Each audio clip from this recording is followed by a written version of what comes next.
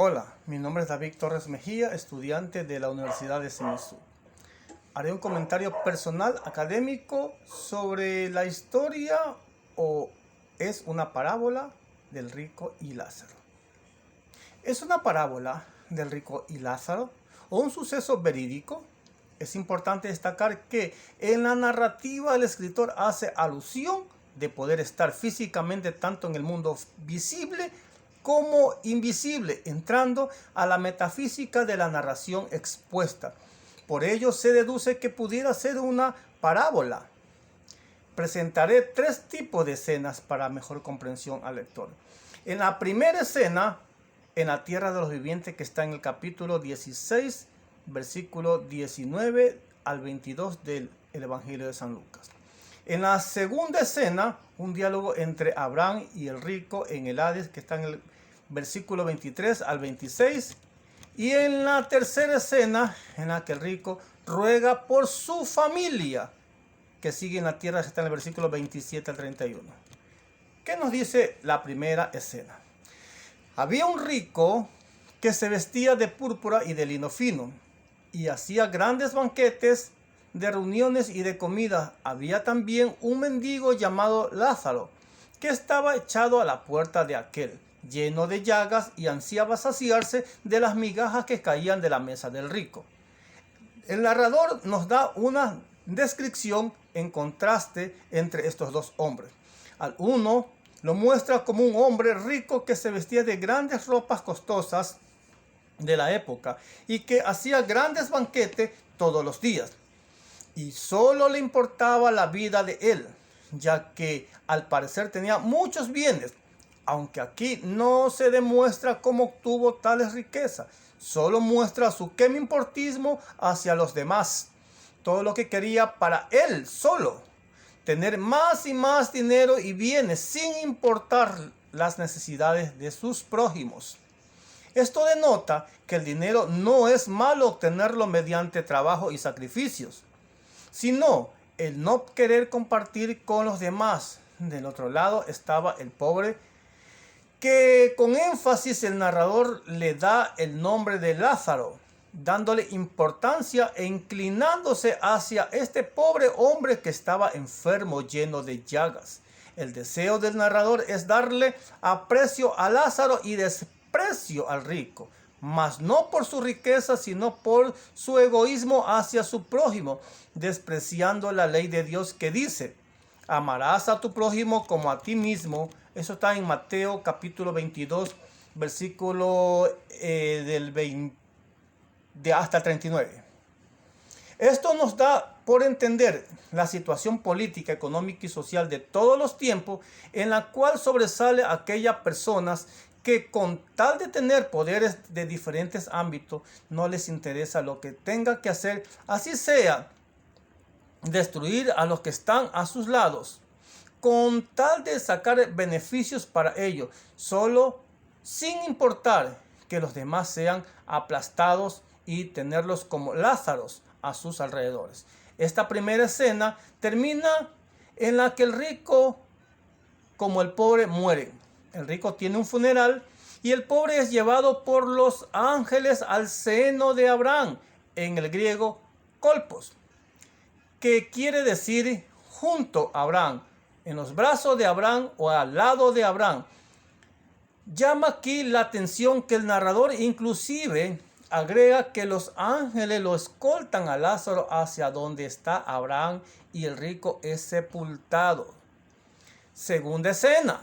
Aquí vemos que Lázaro está pasando por una vida de confort, consolado en un lugar agradable, en representación de Dios, mientras que el rico está en tormentos viendo su propia realidad por su maldad y su egoísmo hacia sus prójimos, sin poder salir del castigo merecido, resaltando que el narrador puede oír y ver los dos lugares, tanto del rico como del pobre Lázaro, que a pesar de las distancias que los separaban, podía entenderlos a los dos expositores detalladamente en esta retórica narración. El rico trata de entablar una conversación con Abraham, tratando ahora sí de entender a los necesitados y comprendiendo la realidad del caso, que lo que hizo en vida fue malo. Esto hace alusión que cuando nosotros partimos de esta tierra, nos damos cuenta de lo que hicimos para bien o para mal, sin poder retroceder o cambiar las circunstancias y oportunidades que tuvimos para mejorar cuando estábamos en las tierras de los vivos.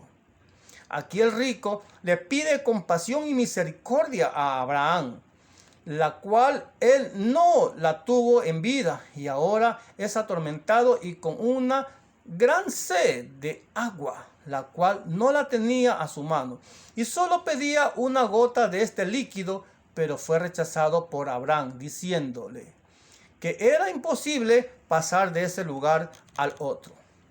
En la tercera escena, el narrador muestra que el rico entiende lo que está pasando y que es necesario y merecido lo que está recibiendo, pero apela al amor de Abraham hacia sus descendencias y le dice: Padre Abraham, te ruego que mandes a la casa de mi padre, porque tengo 5 hermanos, para que les testifique de lo que es aquí, y no vengan a este lugar de tormento, lugar donde él se encontraba. Pero Abraham también se niega y le dice que a Moisés tienen y a los profetas para que los escuchen.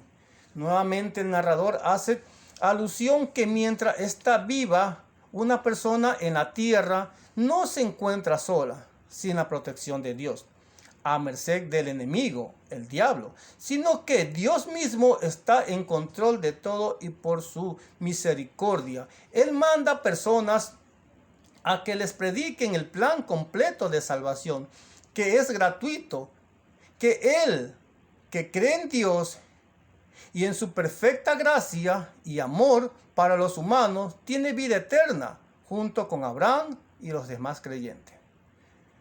Aquí haré un breve repaso y haré un diálogo con otros autores. Guido Maecha, escritor y profesor del Nuevo Testamento de la Universidad Bíblica Latinoamericana UBL, muestra como un aporte bíblico y con su experiencia trata de llevar al lector a una interpretación de la narrativa de Jesús, buscando significados ocultos en esta historia del rico y Lázaro.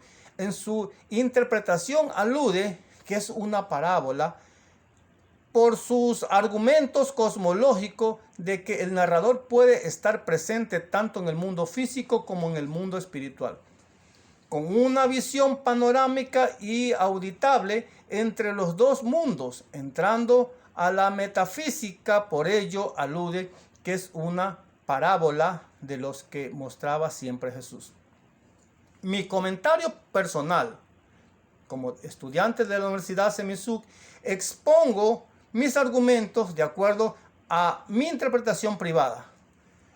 ¿Cómo podemos saber si la historia del rico y Lázaro es una parábola o fue un suceso real? Muy simple.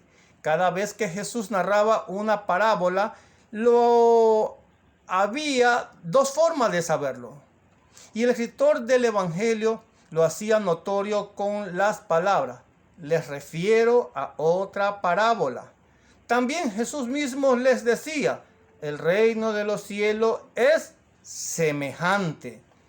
En cambio, en la historia del rico y Lázaro, Jesús comienza la narrativa: había un hombre rico que se vestía de lino fino y también un mendigo llamado Lázaro. Además, los detalles que están entretejidos de la narración son muy gráficos, con los que la Biblia enseña en relación a la muerte, el alma, la conciencia, el paraíso y el infierno, incluyendo que cuando Jesús está siendo crucificado junto a dos malhechores, el uno le pide que se acuerde de él cuando esté en el paraíso, y Jesús responde que hoy mismo estarás conmigo en el paraíso. Eso está en el Evangelio de Lucas, capítulo 23 al 43. Además, enfatiza a 4 nombres: Abraham, Moisés, los profetas y el nombre de Lázaro.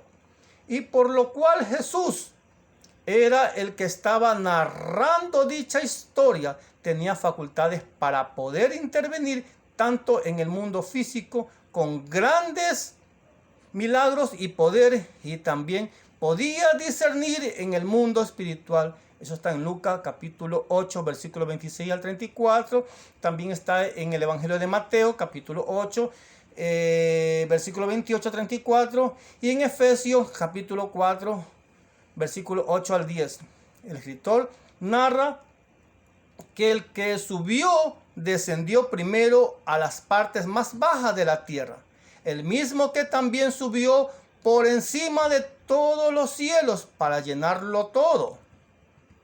Esta narrativa, mi inquietud es que el narrador describe solo el nombre de Lázaro y no el nombre del rico, también porque hacía tantos banquetes y fiestas todos los días.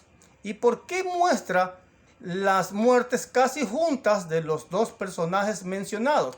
Aunque de Lázaro se sobreentendía que estaba muy enfermo, tal vez con una discapacidad y de grandes llagas en su cuerpo físico. Y el rico, es posible que tanta comida y bebida que es factible que le ocasionó un infarto en su corazón. Para mí, como estudiante en teología, expreso mi reflexión que no solo hay que vivir en este mundo tratando de hacer riqueza ostentosa, sabiendo que somos peregrinos en este mundo y que nuestra ciudadanía está en Cristo Jesús, en los cielos. Pero mientras estamos aquí debemos hacer el bien a los demás como segundo y gran mandamiento que nuestro Dios y Señor nos mandó a cumplirla. Soy David Torres, estudiante de SEMISUC. No soy dogmático, pero presento esto como una aportación a la teología. Gracias por escucharme.